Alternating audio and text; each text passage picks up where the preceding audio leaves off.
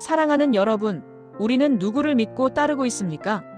오늘 우리는 요한복음 5장 31절부터 47절까지의 말씀을 통해 예수님께서 주신 4가지 증언과 왜 그 진실이 거절되었는지 살펴보겠습니다.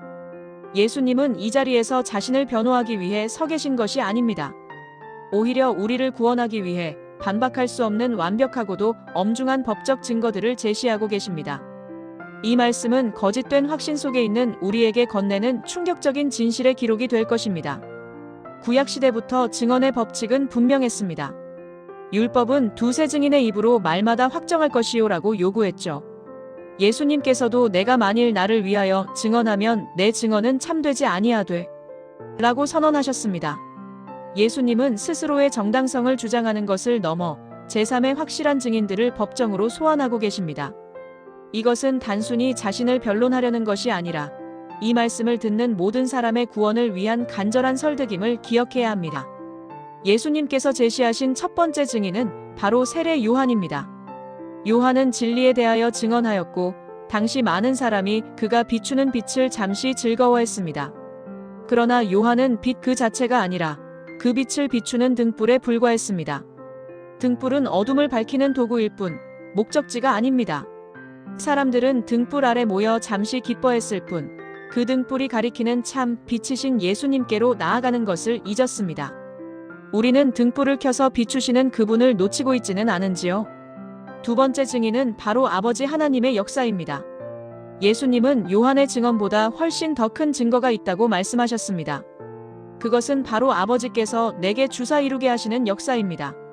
38년 된 병자가 일어나고 죽은 자가 다시 살아나며 억눌린 자가 자유를 얻는 이 모든 기적들은 우연히 일어난 일이 아닙니다. 이것은 하나님께서 예수님을 보내셨음을 입증하는 신적인 도장, 즉 하나님의 서명과 같습니다. 예수님의 모든 사역은 곧 아버지의 구속 행위임을 분명히 보여주고 있습니다. 세 번째 증인은 바로 예수님을 보내신 성부 하나님이십니다. 성부 하나님께서 친히 아들 예수님에 대하여 증언하셨습니다. 그러나 비극적이게도 당시 사람들은 하나님의 음성을 듣지 못했고 그분의 형상도 보지 못했습니다. 그 이유는 무엇일까요? 예수님은 그 말씀이 너희 속에 거하지 아니하니라고 지적하셨습니다. 하나님의 말씀을 머리로만 알 뿐 그 말씀이 내면의 생명이 되지 못했기 때문에 그들은 하나님을 알아보지 못했던 것입니다. 네 번째 증인은 바로 우리가 매일 접하는 성경입니다. 당시 유대인들은 너희가 성경에서 영생을 얻는 줄 생각하고 성경을 연구하거니와 라고 말하며 성경을 열심히 연구했습니다. 그러나 예수님은 진실을 말씀하십니다. 이 성경이 곧 나에 대하여 증언하는 것입니다. 성경은 예수님을 가리키는 표지판입니다. 이 표지판을 아무리 분석하고 암송한다고 해도 그 표지판이 가리키는 실체이신 예수님께 나아가지 않으면 결코 영생을 얻을 수 없습니다. 지표는 목적지가 아닙니다. 이렇게 풍성한 증거에도 불구하고 왜 사람들은 예수님을 거절했을까요? 과연 증거가 부족해서일까요? 아니면 의지의 문제일까요? 예수님은 분명히 말씀하십니다. 너희가 영생을 얻기 위하여 내게 오기를 원하지 아니하는도다. 불신앙의 본질은 무지가 아니라 바로 우리의 의지적인 거부에 있습니다. 내가 주인된 삶을 포기하고 예수님께 나아가는 것을 원치 않는 마음, 이것이 바로 치명적인 문제입니다. 그들의 거절 뒤에는 또 다른 치명적인 결함이 있었습니다. 그것은 바로 사랑의 부재입니다.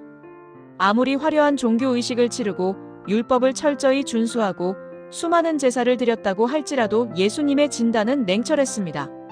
다만 하나님을 사랑하는 것이 너희 속에 없음을 내가 알았노라. 사랑이 없으면 율법은 차가운 규칙이 되고 신앙은 그저 거래가 되고 맙니다. 하나님을 사랑하지 않기에 하나님이 보내신 아들을 영접할 수 없었던 것입니다. 그들은 또한 영광의 덫에 갇혀 있었습니다. 어찌 나를 믿을 수 있느냐? 예수님은 물으셨습니다. 그들은 유일하신 하나님께로부터 오는 영광은 구하지 아니하고 서로 영광을 취하려 했습니다. 사람들의 인정, 평판, 체면을 하나님보다 더 두려워하는 마음에는 결코 참된 믿음이 싹틀 수 없습니다. 자기 영광을 구하는 자는 결국 자기가 원하는 가짜 메시아를 따르게 되기 마련입니다. 마지막으로 예수님은 최후의 고발자를 언급하셨습니다. 내가 너희를 아버지께 고발할까 생각하지 말라.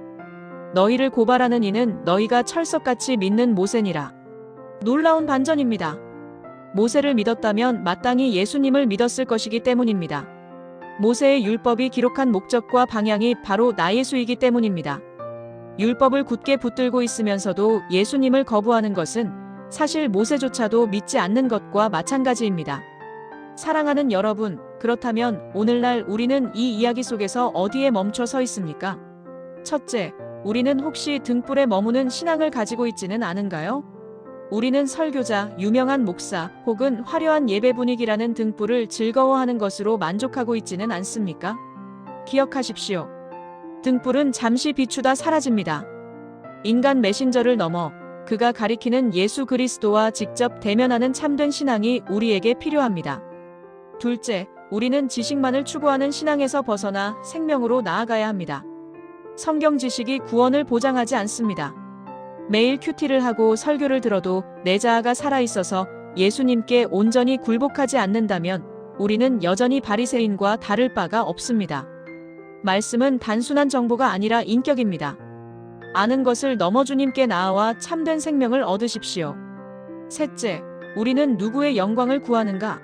그를 깊이 돌아봐야 합니다. 직분, 명예, 사람들의 칭찬.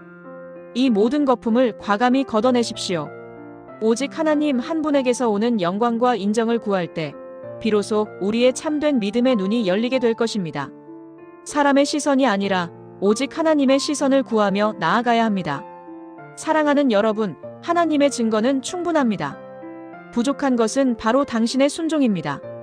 이제 사람의 영광을 내려놓고 지식의 껍질을 깨고 지금 이 순간 당신 앞에 서 계신 예수님께로 나아오십시오. 너희가 영생을 얻기 위하여 내게 오기를 원하지 아니하는도다라는 예수님의 탄식이 당신에게는 주여 내가 주께로 가나이다 라는 뜨거운 고백으로 바뀌기를 간절히 바랍니다. 생명으로 나아오십시오. 오늘 말씀의 핵심 구절을 다시 한번 읽어보겠습니다. 요한복음 5장 39절입니다. 너희가 성경에서 영생을 얻는 줄 생각하고 성경을 연구하거니와 이 성경이 곧 내게 대하여 증언하는 것이니라.